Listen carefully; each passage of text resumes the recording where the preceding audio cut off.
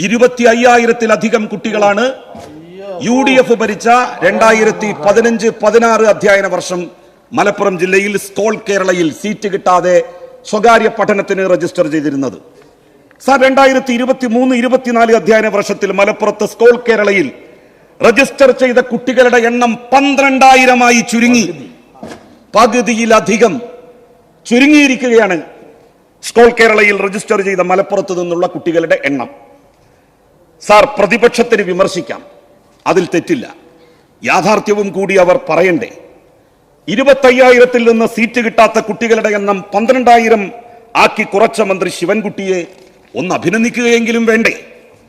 അപ്പുറത്തിരിക്കുന്നവർ അതിന് തയ്യാറാവണ്ടേ? സാർ, 185 +2 സ്കൂളുകൾ മലബാറിൽ മാത്രമായി അനുവദിച്ച മുൻ വിദ്യാഭ്യാസ വകുപ്പ് മന്ത്രി ശ്രീ MA ബേബിയെ മറക്കാൻ എങ്ങനെ മലബാറുകാർക്ക്, മലപ്പുറത്തുകാർക്ക് സാധിക്കും?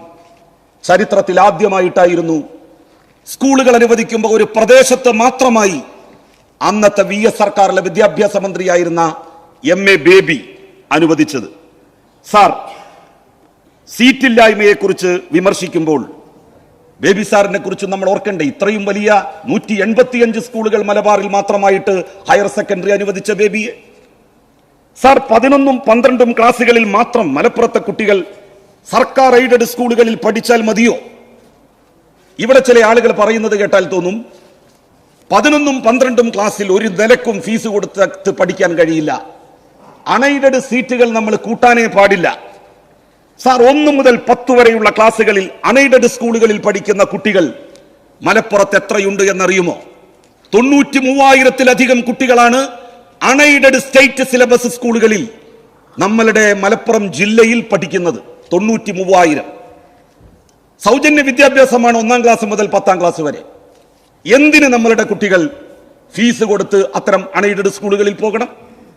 ആ കുട്ടികളെ പൊതുവിദ്യാലയങ്ങളിലേക്ക് കൊണ്ടുവരാൻ വേണ്ടിയാണ് പൊതുവിദ്യാഭ്യാസ യജ്ഞം ഈ സർക്കാർ തുടങ്ങിയത്.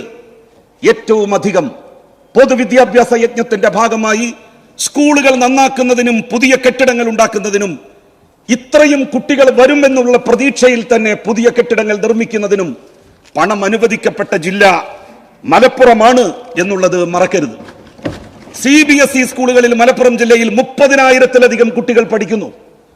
1.25 ലക്ഷം കുട്ടികളാണ് അൺഎയ്ഡഡ് 1 മുതൽ 10 വരെയുള്ള സ്കൂളുകളിൽ, CBSE 1 മുതൽ 10 വരെയുള്ള സ്കൂളുകളിൽ മലപ്പുറം ജില്ലയിൽ പഠിക്കുന്നത്.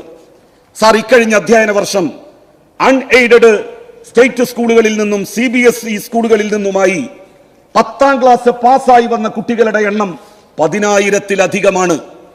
ഈ 10,000-ലധികം കുട്ടികൾ 1-ാം ക്ലാസ് മുതൽ 10-ാം ക്ലാസ് വരെ കേക്ക് തിന്ന് വളർന്നവരാണ്, കുഞ്ഞാലിക്കുട്ടി സാഹിബിന്റെ ഭാഷയിൽ പറഞ്ഞാൽ.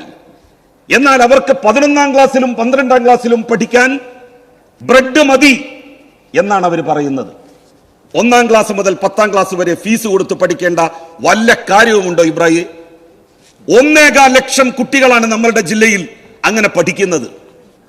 ഈ 1.25 ലക്ഷം കുട്ടികളെ പൊതുവിദ്യാലയങ്ങളിലേക്ക് കൊണ്ടുവരാൻ നമുക്കൊരു ക്യാമ്പയിൻ നടത്താം. +1-ന് സീറ്റില്ല എന്ന് പറഞ്ഞ് നടത്തപ്പെടുന്ന സമരങ്ങൾക്ക് നേതൃത്വം നൽകുന്ന സംഘടനകൾ തയ്യാറുണ്ടോ? അതിന് തയ്യാറാവില്ല സാർ. കാരണം അവർക്കൊക്കെ തന്നെ 1-ാം ക്ലാസ് മുതൽ 10-ാം ക്ലാസ് വരെയുള്ള അൺഎയ്ഡഡ് സ്കൂളുകൾ ഉണ്ട്. അവരൊക്കെ വിദ്യാഭ്യാസ കച്ചവടം നടത്തുകയാണ്. ഏത് സംഘടനക്കാണില്ലാത്തത്? മുസ്ലിം ലീഗിനോട് അഫിലിയേറ്റ് ചെയ്ത് നിൽക്കുന്ന ഇന്ന് സമരത്തിന്റെ മുൻപന്തിയിലുള്ള എല്ലാ സംഘടനകൾക്കും അൺഎയ്ഡഡ് സ്കൂളുകളില്ലേ?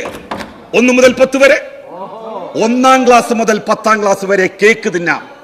എന്നാൽ 11-ാം ക്ലാസ്സിലും 12-ാം ക്ലാസ്സിലും 11-ാം ക്ലാസ്സിലും 12-ാം ക്ലാസ്സിലും നമുക്ക് ബ്രെഡ് മതി എന്ന് പറയുന്നതിൽ എന്ത് ന്യായമാണുള്ളത് സാർ?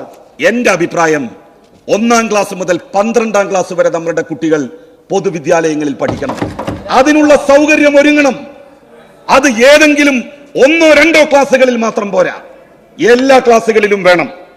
സാർ, 1 മുതൽ 10 വരെ കേരളത്തിൽ സൗജന്യ വിദ്യാഭ്യാസമാണ് നൽകുന്നത്. 1.25 ലക്ഷത്തിലധികം കുട്ടികൾ മലപ്പുറത്ത് ഫീസ് കൊടുത്ത് പഠിക്കുകയാണ്. ആ സാഹചര്യം ഒഴിവാക്കണം.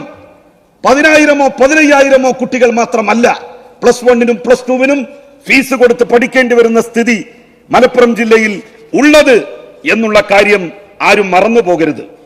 സാർ, ഒരു ക്യാമ്പയിൻ അതിനുവേണ്ടി നമുക്ക് നടത്താം. അതിന് തീർച്ചയായും മുസ്ലിം ലീഗിന്റെ സുഹൃത്തുക്കൾ മുൻപന്തിയിൽ ഉണ്ടാകും എന്ന് ഞാൻ പ്രതീക്ഷിക്കുന്നു. സാർ, +1-നും +2-നും ഫീസ് കൊടുത്ത് പഠിക്കുന്നതിനെ സംബന്ധിച്ച് ഘോരഘോരം പ്രസംഗിക്കുന്ന ആരും 1-ാം ക്ലാസ് മുതൽ 10-ാം ക്ലാസ് വരെ ഫീസ് കൊടുത്ത് പഠിക്കുന്ന സംവിധാനത്തെക്കുറിച്ച്, സൗജന്യമായിട്ട് വിദ്യാഭ്യാസം നമുക്ക് കിട്ടുന്നുണ്ട്, എത്ര കെട്ടിടങ്ങൾ പുതിയതായിട്ട് കയറ്റിയിട്ടുണ്ട്, അവിടേക്ക് നമ്മളുടെ കുട്ടികളെ അയച്ചുകൂടെ? സാർ, ഒരു ചെറുവിരൽ പോലും അതിനെതിരായി അനക്കാൻ ഇവർക്കാർക്കും ഇന്നുവരെ കഴിഞ്ഞിട്ടില്ല. സാർ, മലബാറിന്റെ പ്രശ്നം, മലപ്പുറത്തിന്റെ പ്രശ്നം പരിഹരിക്കപ്പെടേണ്ടതാണ്. 20ഓളം ഹൈസ്കൂളുകളുണ്ട്, ഗവൺമെന്റ് സ്കൂളുകൾ, ഗവൺമെന്റ് ഹൈസ്കൂളുകൾ. ആ ഗവൺമെന്റ് ഹൈസ്കൂളുകളിൽ മുഴുവൻ തന്നെ +2 സ്കൂളുകളാക്കി ഉയർത്തി ഈ പ്രശ്നത്തിന് പരിഹാരം കാണണം. അതോടൊപ്പം തന്നെ പുതിയ ബാച്ചുകൾ മലപ്പുറം ജില്ലയിൽ അനുവദിച്ചുകൊണ്ട് കുട്ടികൾക്ക് പഠിക്കാനുള്ള സാഹചര്യം ഒരുങ്ങണം. മുമ്പൊക്കെ ITCയിൽ പഠിച്ചാൽ, ITIയിൽ പഠിച്ചാൽ അതോടുകൂടി 2 വർഷം കൊണ്ട് പഠനം അവസാനിക്കുമായിരുന്നു. 1-ാം പിണറായി സർക്കാരിന്റെ കാലത്ത് സാർ അതിന് മാറ്റമുണ്ടായി. സംസ്ഥാനത്തിന്റെ ചരിത്രത്തിൽ ആദ്യമായി +1-ന് ITIക്ക് പഠിച്ച കുട്ടിക്ക് 2 വർഷം ITI പഠനം കഴിഞ്ഞാൽ പോളിടെക്നിക്കിൽ ലാറ്ററൽ എൻട്രിക്ക് ചേരാനുള്ള സാഹചര്യം ആദ്യമായി കേരളത്തിൽ ഉണ്ടാക്കി. അതോടുകൂടി ഡിപ്ലോമയ്ക്ക് ചേരാം. ഡിപ്ലോമ കഴിഞ്ഞ് അവർക്ക് ലാറ്ററൽ എൻട്രിയിലൂടെ എഞ്ചിനീയറിംഗിനും യഥാർത്ഥത്തിൽ ചേരാം. സാർ, മുസ്ലിം ലീഗിന്റെ കയ്യിൽ കഴുത്തും കത്തിയും ഉണ്ടായിരുന്ന കാലത്ത്, എല്ലാം ലീഗിന്റെ കയ്യിൽ ഉണ്ടായിരുന്ന കാലത്ത് ആരായിരുന്നു തടസ്സം നിന്നത് ഈ പ്രശ്നങ്ങൾ പരിഹരിക്കാൻ? ഈ പക്ഷത്തുള്ളവരാണോ? അല്ല, കോൺഗ്രസ് ആണ് അതിനെതിരായിട്ട് നിന്നത്. സ്കൂളുകൾ മലബാറിലും മലപ്പുറത്തും മാത്രമായി കൊടുക്കരുത് എന്ന് പറഞ്ഞത് കോൺഗ്രസ് നേതാക്കന്മാരാണ്. 5-ാം മന്ത്രിസ്ഥാനം ലീഗിന് തന്നപ്പോ അത് വലിയ പ്രശ്നങ്ങൾ ഉണ്ടാക്കും, സാമുദായിക സന്തുലിതത്വം നഷ്ടപ്പെടുത്തും എന്ന് പറഞ്ഞത് ഇടതുപക്ഷമല്ല, ഇരിക്കുന്നവരല്ല. 1 മിനിറ്റ് കൂടി സാർ. സ്വന്തം കഴിവുകേട് മറച്ചു വെക്കാൻ വേണ്ടി മറ്റുള്ളവരെ പഴിചാരുന്നത് എന്തിനു വേണ്ടിയാണ്? ലീഗിനറിയാം ഇപ്പൊ നടന്നു, ഇനിയൊരിക്കലും നടക്കൂലെന്ന്. നിങ്ങൾക്കൊരിക്കലും നടത്താൻ കഴിയില്ല. ഇത് നടത്താൻ ഇടതുപക്ഷത്തിനെ കഴിയൂ എന്ന ഉത്തമ ബോധ്യമുള്ളത് കൊണ്ടാണ് നിങ്ങൾ ഇടതുപക്ഷം ഭരിക്കുമ്പോൾ സമരാഭാസവുമായി രംഗത്ത് വരുന്നത്. ഈ സമരക്കാരെവിടെയായിരുന്നു? 2015-ലും 2016-ലും 25,000 കുട്ടികൾ മലപ്പുറം ജില്ലയിൽ +1-നും +2-നും സ്കോൾ കേരളയിൽ രജിസ്റ്റർ ചെയ്തപ്പോ വിശുദ്ധ ഖുർആനിലെ വിഖ്യാതമായിട്ടുള്ളൊരു വചനമുണ്ട്. നിങ്ങൾ ചെയ്യാത്തതാണോ നിങ്ങൾ മറ്റുള്ളവരോട് കൽപ്പിക്കുന്നതും പറയുന്നതും? അതിനേക്കാൾ വലിയ പാപം മറ്റൊന്നില്ല. അതാണ് സുഹൃത്ത് ഇബ്രാഹിമിനെ ഓർമ്മിപ്പിക്കുവാനുള്ളത്.